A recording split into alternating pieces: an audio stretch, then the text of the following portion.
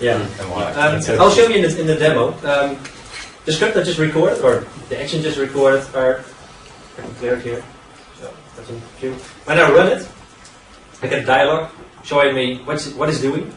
So it's clicking just all the things we just recorded, and now playing back, you can see it's doing. But this is all based on assumptions. So I expect when I click it, it takes like a few milliseconds before the start menu to pop up and it will end. But all these assumptions will make the script stop once in a while because updates are coming or just because the server is slow. Maybe if it starts, clicking the start menu doesn't take 500 milliseconds, but 1 second, and my delay was 500 milliseconds, you will click on all programs, but it isn't there yet. So to accommodate for that, we added another feature, screenshot of region. So it will look at this part of the region of the screen, and it will wait until that part of the screen is there. If it isn't there, it won't click. So when we place this, it's going to be difficult. Yes, here. When we place it here, moving away the idle, what it will do is repeat the same script. It will look at the screen. Yeah, inserted in the wrong action. The script now is waiting until the start menu pops up. So in a regular load test or a test, whatever test you're doing, you can create a script that doesn't just click and do things at times that you expect it to be. You can wait for the screen to pop up at the times really there. So this is the true client-side part. He will look at the screen. If it isn't there, he won't do anything. If it's there, he will look at the keyboard. We'll look at the part of the screen where you expect the action. So yeah. Instead of waiting for an X amount of time, so we think it might have happened now, we can actually wait until that part of the screen gets an update. Yeah. And then we can check. Like Remco said, if it doesn't match, it will create a screenshot. It will create a screenshot of the complete session. So you get an overview of like there's an error message or something wrong. And you create a screenshot of the region you just made. So you can compare this region of what you're expecting and the region that you get. So the region I'm expecting is got a hash. It's all hash based. Wrong one. These are all here. And the name of the screenshot equals the name of the file. So you can compare the two files. So the troubleshooting is pretty easy. You can see the file that you got back, the file that's here, and you can see the differences. And sometimes it's just because you got a different resolution or something. The recording of the script or the user actions is pretty easy. All you have to do is just click around, do the actions you want to do, create a user action script. So doing the actions in Word or printing a file, whatever. And all you have to do is place it here in the script. And you don't have to be an expert to create this. It's all getting recorded, and it's all based on actions, which you can get here, like screenshot regions. Wait for a window to be active, and it will look at the screen. Okay, this window is active. Now I'm going to continue. So it's pretty easy, in my opinion.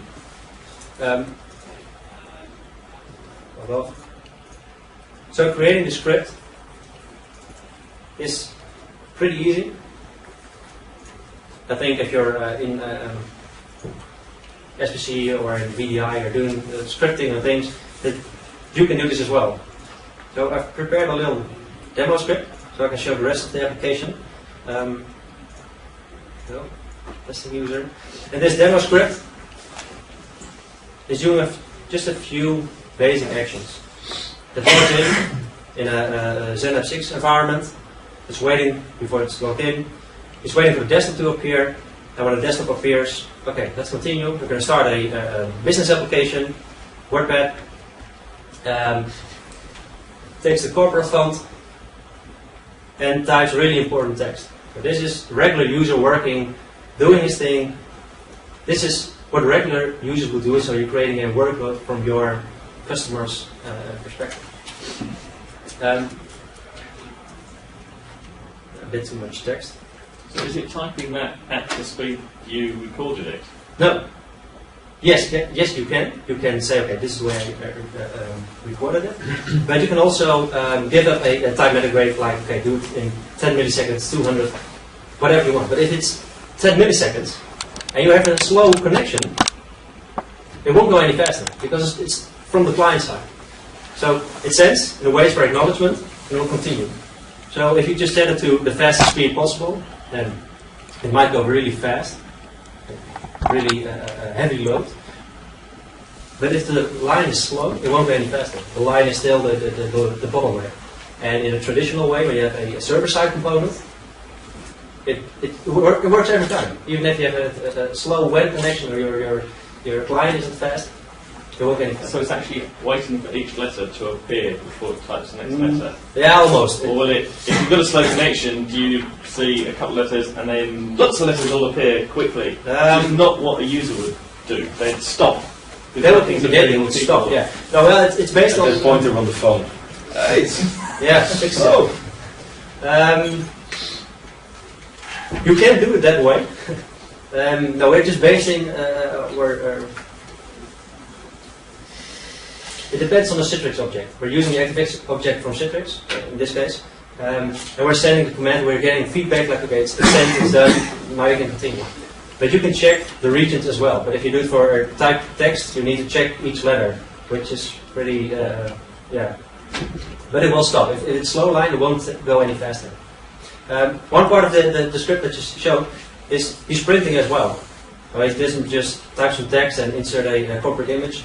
He did a printing test as well. So you can actually involve your printer driver in the test as well. Yeah. Because you can actually make a print and see if the guy with the toner was in. That's one side. And if you think you have a bad driver, printer driver, which is common in an SBC environment, you can just test your printer driver.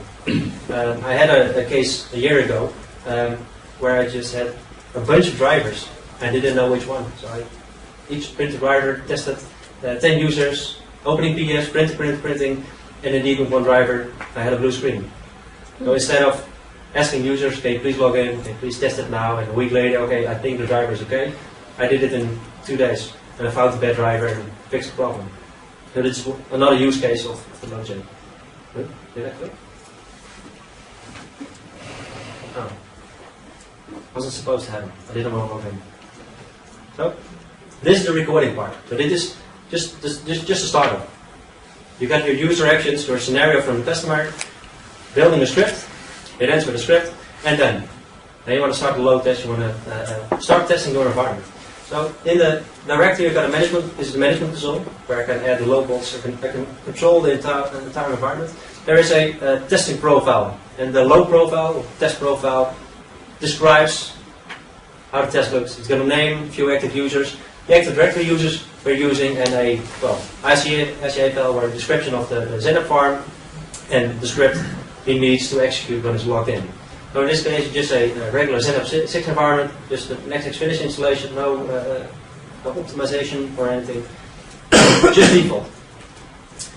I specified a run as profile because I need an account with administrative rights in order to install my load balls, because I need something. Reading my performance metrics, so I specified a local admin, a run as profile, with a username, password. This is the account to use in order to get my performance metrics. And you can specify as much as you want. If you have separate for your load balls and separate for your performance metrics, no problem.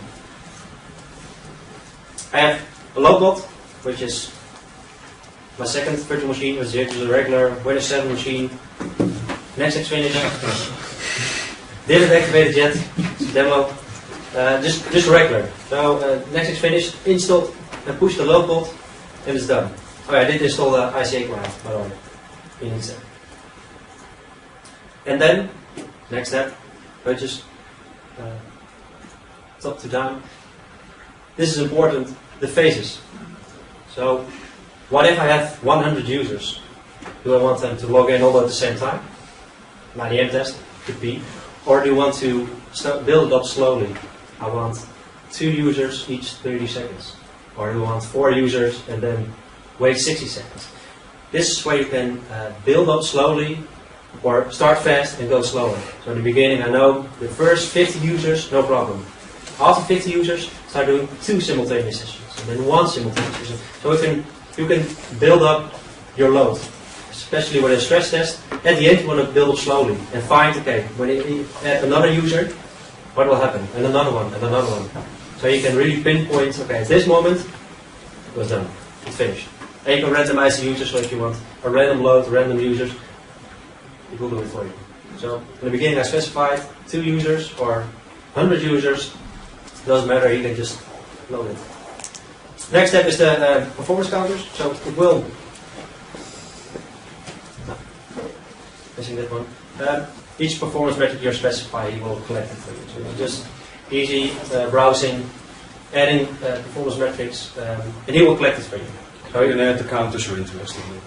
Yeah. Any available counter. But these are just typical counters like processor time, interrupt time, processor queue length, and whatever you're looking for, just add it here and you can use it in your reporting when you investigate. Final step is, okay, let's start. That's all you have to do. So you created a user action script, define your environment. This is my Zenith farm or my whatever. These are my machines who will generate the load, collect these performance metrics and start. And when you click start, it will connect to the load bot. It will connect to the SQL server if necessary. It will connect to all the servers who will host the performance metrics, Zenith servers, the main servers, everything. And when everything is connected, you set and done, it will start loading. You start loading the users to all the load bots, and you get 10 load bots. You will load balance it by round robin, just each one getting more load. And in the end, the users will pop up on the server. It's a virtual environment, so it's tend to be a bit slow. Okay, is that load bot executive sending my information to the load bot, and what we'll see here is my workstation 2. He said now it's free, it's got nothing to do, it's available, and if everything is correct, connect to performance counters. Starting in a few minutes here. Notice user 1, is the first user, is connected to the load bot, and this load bot, another, connected session 1, and in a few seconds it starts connecting to the ICA, and it will measure the time it took to connect the session, authenticate the session.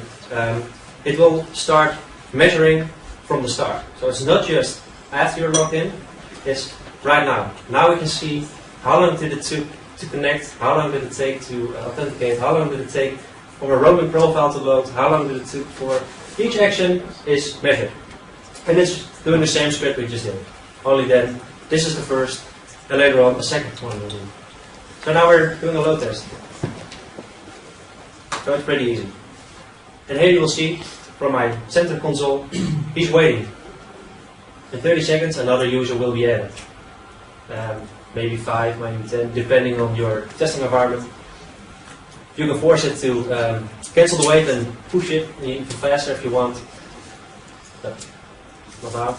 And you can see here, I've got a load test user here. He's active. And he's doing changing the font to WordPad. He's inserting content. So you can just monitor everything here. In the script you can insert actions like, okay, inform my director to where am I? What am I doing? Even when something goes wrong, you'll send a message, okay, it went wrong.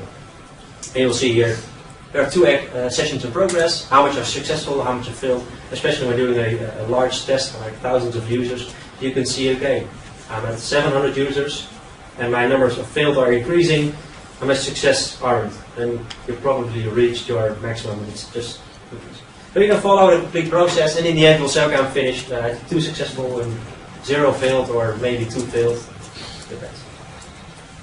So, in the end, this is just all you have to do for a load test and monitor. Best practice is start a control session, start an ICA session to your environment, or whatever session you check in as well, just to validate the results. Default output of these screenshots is, I have no environment, is an XML file. So an XML file will be generated, default output flat file, you can just import it in Excel or whatever environment you're using, and generate the charts. So, have more slides? No more time. How many sessions per load bot do you run? It depends on your load bot. Yeah. But it's important to first measure how much user you can do on one low pod Right. before it starts influencing yeah. the result. Because That's the point. Yeah, okay, that was the point. That you